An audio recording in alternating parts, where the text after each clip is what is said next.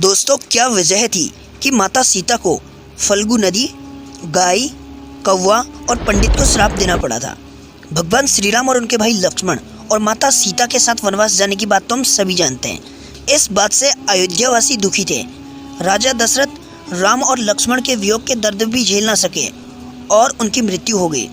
पिता के निधन की खबर सुनकर भगवान राम और उनके छोटे भाई लक्ष्मण को गहरी ठेस पहुंची। दोनों भाइयों ने जंगल में ही पिंडदान करने का फैसला लिया।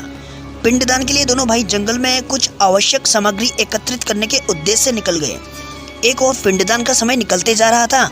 ऐसे में माता सीता ने अपने पिता समान ससुर राजा दशरथ का पिंडदान उसी समय भगवान राम और लक्ष्मण के बिना करने का फैसला लिया। माता सीता ने पूरे विधि विधान के साथ पिंडदान किया। जब प्रभु राम और लक्ष्मण लौटकर आए तो उन्हें पूरी बात बताई और कहा कि उस समय पंडित, कौवा, फल्गु नदी और गाय उपस्थित थे। माता सीता ने कहा कि प्रभु, आप साक्षी के तौर पर इन चारों से सारी सच्चाई पूछ सकते हैं। श्री राम ने इस बात की पुष्टि के लिए जब चारों से पूछा तो उन्होंने झूठ बोलते हुए इनकार कर दिया।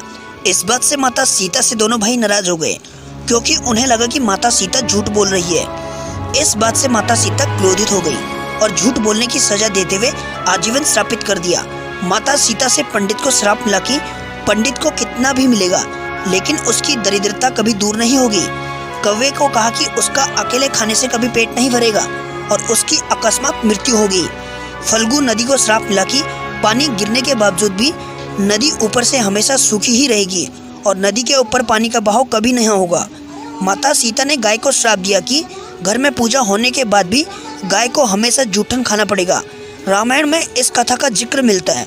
अगर आपको ये वीडियो अच्छी लगी हो तो लाइक करना, कमेंट सेक्शन में जय श्री राम और जय माता सीता लिख देना।